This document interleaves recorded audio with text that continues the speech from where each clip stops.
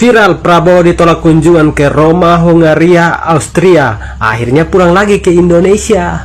Kan lucu. Percuma membantah juga bahwa Presiden Indonesia ditolak di Italia. Itu sudah diketahui semua orang.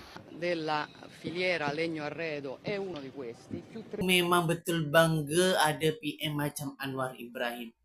Ni gila, 3 hari di Tokyo je, tapi Malaysia kunci satu deal yang ikat kita dengan Jepun selama 20 tahun dan percaya daus, tu baru satu. Dalam banyak-banyak negara dekat dunia ni, macam mana pula Malaysia boleh dapat akses ke telaga gas kedua terbesar dekat dunia dekat Turkmenistan? Menteri Malaysia tak perlu cakap besar, tidak perlu menipu rakyat. Tidak seperti Presiden Indonesia, banyak yang suka kepada Presiden Indonesia. Namun saat Presiden Indonesia datang ke Eropah ditolak, datang ke Australia ditolak, datang ke ditolak. Negara Malaysia, geng presidennya itu datang ke Jepun, kerjasamanya lebih mengkokoh. Datang ke Turkmenistan, itu telaga 2 minyaknya dikelola oleh Malaysia. Berbeza jauh, berbeda level, geng.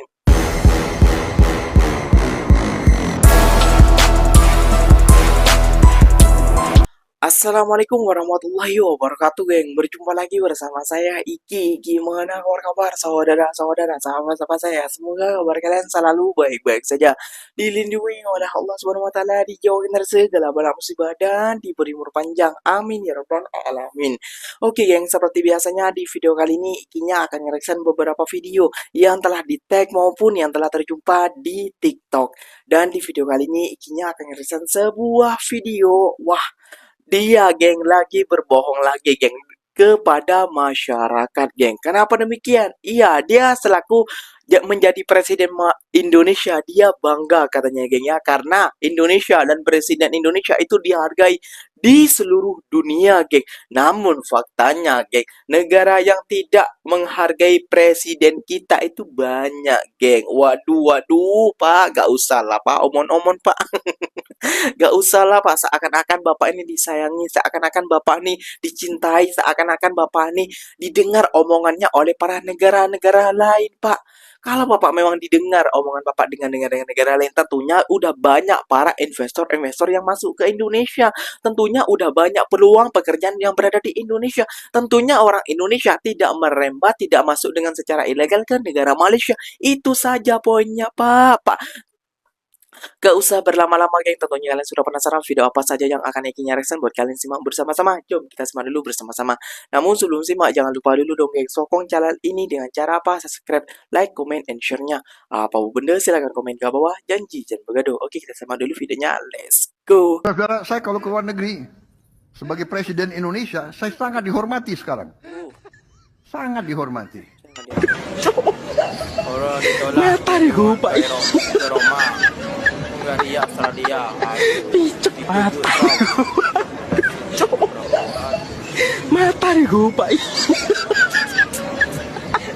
Viral, Prabowo ditolak kunjungan ke Roma, Hungaria, Austria. Akhirnya pulang lagi ke Indonesia. Kan lucu. Gaya pidatonya sangat elit. Hai, antek-antek asing, tapi diplomasinya sangat sulit.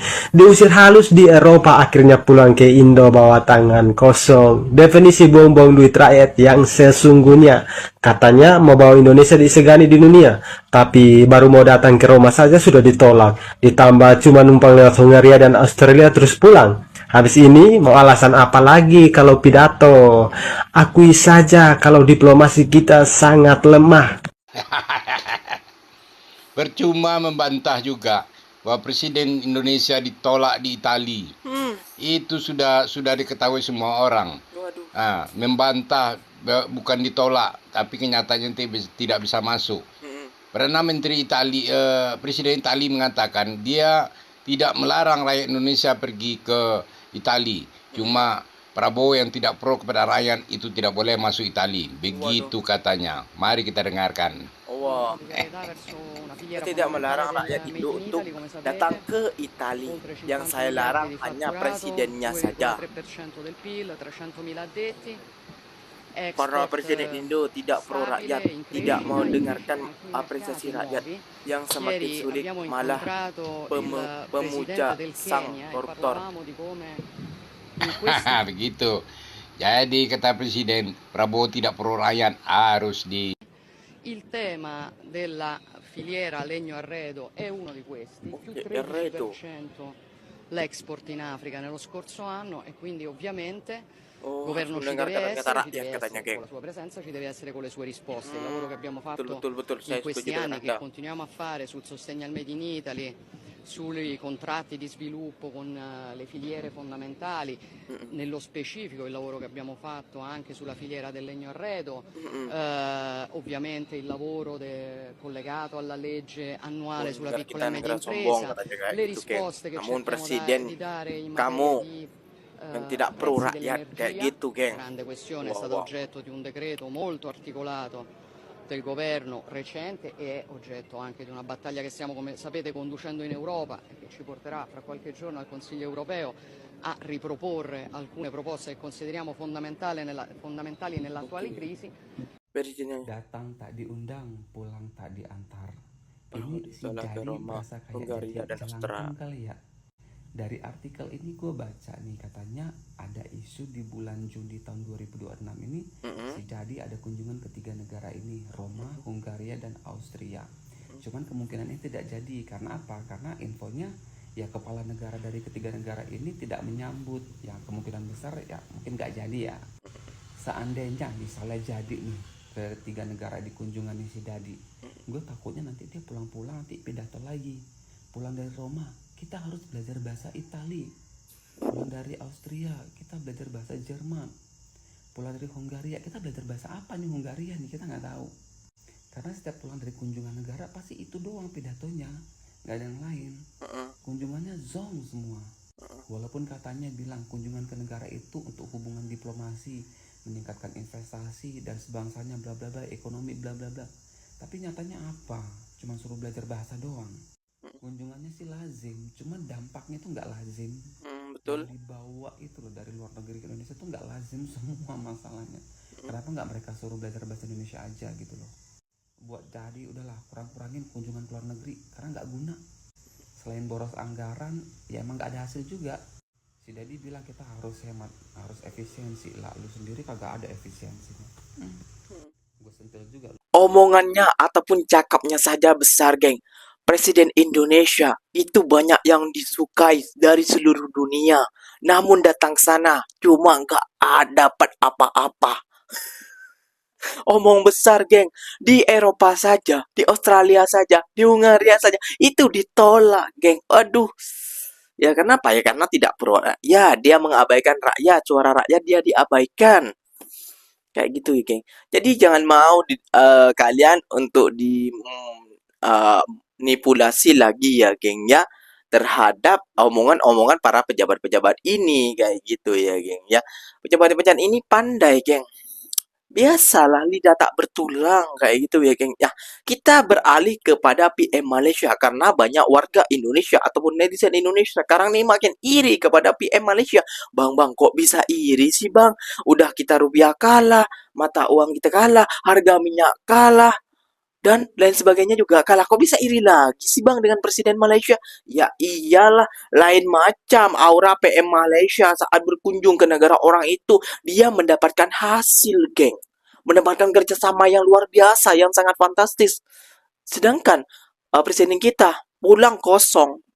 Cuma cakap nanti kita belajar bahasa Brazil. Aduh, udah pening kepala. Jom kita simak lagi bersama-sama. Wah, lain macam aura PM kita. Instan serah 2 telaga minyak terbesar dunia kepada Malaysia. Lain macam aura PM kita, Turkmenistan serah 2 telaga minyak terbesar dunia kepada Malaysia karena Anwar Ibrahim. Wow, hebat. Aku memang betul bangga ada PM macam Anwar Ibrahim. Aku akan undi sekali lagi. Ni gila, 3 hari di Tokyo je tapi Malaysia kunci satu deal yang ikat kita dengan Jepun selama 20 tahun dan percaya daus, tu baru satu. Jom pecahkan semua. Mula-mula, deal paling besar, Petronas tanda tangan dengan Jerah, penjana kuasa terbesar Jepun yang hasilkan 1/3 elektrik negara tu 2 juta tan LNG setahun selama 20 tahun bermula 2028 dan hubungan ni dah kukuh sejak 1983. Lepas tu 6 gergasi Jepun jumpa PMX, IBM, Mitsubishi, ENEOS, Shizen Energy, Denso dan Marubeni semua bincang peluang dalam tenaga, industri halal, AI dan pengkomputeran termaju. Belum habis lagi 4 memorandum kerjasama dan 2 surat hasrat dimeterai meliputi pertahanan, kesihatan, tenaga, alam sekitar dan pendidikan, semua bawah Comprehensive Strategic Partnership antara Malaysia dan Jepun. Tapi ini yang ramai tak sedar, Anwar dan PM Takaichi setuju pedalam kerjasama pertahanan dan keselamatan maritim. Dan bagi kita ni terus kena dengan isu Laut Cina Selatan. Jadi lawatan ni bukan pasal duit semata, ada soal keselamatan negara. Seterusnya cerita masa depan, bila Jepun nak kurang bergantung pada China untuk mineral kritikal, Malaysia nampak peluang besar untuk jadi sumber dan hub pemprosesan rare earth alternatif. Dan Anwar tak berhenti situ, dia gesa lebih banyak pelaburan dalam semiconductor, AI dan pengkomputeran kuantum. Matlamatnya jelas, nak jadikan Malaysia hub teknologi tinggi rantau ni. Sekarang apa kena mengena dengan korang? Banyak. Jepun rakan dagang ke-5 terbesar kita dengan nilai dagang 142.96 bilion ringgit dan 2,870. 2 projek Jepun dah jana 347,346 peluang pekerjaan untuk rakyat Malaysia. Kenapa lawatan ni dikira besar? Sebab ni lawatan rasmi sulung Anwar ke Jepun sebagai PM, dijemput sendiri oleh PM wanita pertama Jepun, Sanae Takaichi. Jadi korang rasa macam mana? Lawatan 3 hari ni berbaloi tak? Komen kalau korang rasa berbaloi, atau komen B kalau korang rasa biasa je. Dalam banyak-banyak negara dekat dunia ni, macam mana pula Malaysia boleh dapat akses ke telaga gas kedua terbesar dekat dunia dekat Turkmenistan? Jom saya ceritakan dalam video ni. Guys, kalau korang baca berita baru-baru ni, Petronas berjaya luaskan lagi operasi dia dekat Turkmenistan melalui beberapa perjanjian baru yang seterusnya buka akses kepada kawasan penerokaan minyak dan gas dekat Laut Caspian. Dan juga dalam pembangunan medan gas gergasi dekat Galkinish, iaitu antara yang terbesar dekat dunia. Medan gas gergasi Galkinish ni ada sejarah yang cukup menarik sebab dia hanya ditemui pada sekitar tahun 2006 sebelum disahkan sebagai salah satu medan gas asli terbesar dekat dunia tau. Terletak dekat tenggara Turkmenistan, medan ni pada asalnya dikenali sebagai South Wolotan Osman sebelum dinamakan semula sebagai Galkinish yang bermaksud kebangkitan. Beberapa audit antarabangsa menganggarkan rizab gasnya mencecah puluhan trilion meter padu dan seterusnya menjadikan antara medan gas terbesar dekat dunia bersama medan gas North Field dekat Qatar dan South Pass dekat Iran. Ramai mungkin tak tahu yang Petronas sebenarnya dah pun berada dekat Turkmenistan selama hampir 30 tahun. Petronas telah pun membina kepercayaan dengan kerajaan negara tu melalui pelaburan. Begitu juga dengan pembangunan industri, tenaga dan latihan tenaga kerja tempatan. Sebab itu apabila Turkmenistan buka peluang baru dalam sektor tenaga diorang, Petronas berada dalam satu kedudukan yang sangat-sangat baik untuk mendapatkan hak eksplorasi dan kerjasama strategik yang sebenarnya susah diperoleh oleh syarikat lain tau. Lagi satu yang sangat-sangat menarik, kali ni bukan setakat nak cari gali minyak dan gas macam biasa je guys. Petronas memperoleh pegangan 100% dalam Blok 19 dan Blok 20 dekat Laut Caspian dan juga terlibat dalam kerjasama berkaitan medan gas gergasi Galkinish. Ini bermaksud Petronas ni bukan setakat cari sumber baru je, akan tetapi diorang juga terlibat dalam keseluruhan rantaian nilai tenaga daripada pengurangan gas, pemprosesan, penapisan sampailah kepada industri petrokimia. Menteri Malaysia tak perlu cakap besar, tidak perlu menipu rakyat. Tidak seperti Presiden Indonesia, banyak yang suka kepada Presiden Indonesia. Namun saat Presiden Indonesia datang ke Eropah ditolak, datang ke Australia ditolak, datang ke ditolak. Negara Malaysia, geng presidennya itu datang ke Jepun, kerjasamanya lebih mengkokoh. Datang ke Turkmenistan, itu telaga 2 minyaknya dikelola oleh Malaysia. Berbeza jauh, berbeda level, geng. Ya sendiri. Kalian boleh simak sendiri. Kalian boleh buka mata kalian sendiri, geng. Perbedaannya. Itu yang kalian bangga-banggakan. Ya, pantas saja ekonomi kita masih setak di situ-situ saja. Karena lobby presiden kita itu tidak sepandai lobby Presiden Malaysia ataupun Menteri Malaysia. Mohon maaf, ikinya selalu salah sebut. Kayak gitu ya, geng ya. Kalau lobby negara Malaysia, lihat, datang ke Jepun langsung kerjasama. Datang ke ini langsung kerjasama. Datang ke Rusia langsung kerjasama. Dibagi dengan Rusia minyak berapa hanu. Tidak akan kekurangan negara Malaysia. Indonesia datang ke rumah apa? Datang ke Brasil, suruh belajar bahasa Brazil.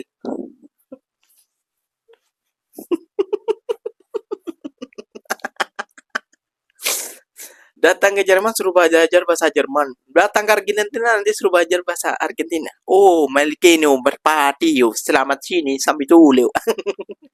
Oke, geng, mungkin videonya sampai di sini saja. Semoga video ini bermanfaat dan semoga kalian suka dengan video-videonya. Beribu-ribu terima kasih banyak buat kalian yang telah like, comment, and share-nya. Apa benda silahkan tulis di kolom komentar. IG-nya pamit undur diri dulu. Wassalamualaikum warahmatullahi wabarakatuh, geng. Berjumpa lagi kita di mana di next video. Bye bye.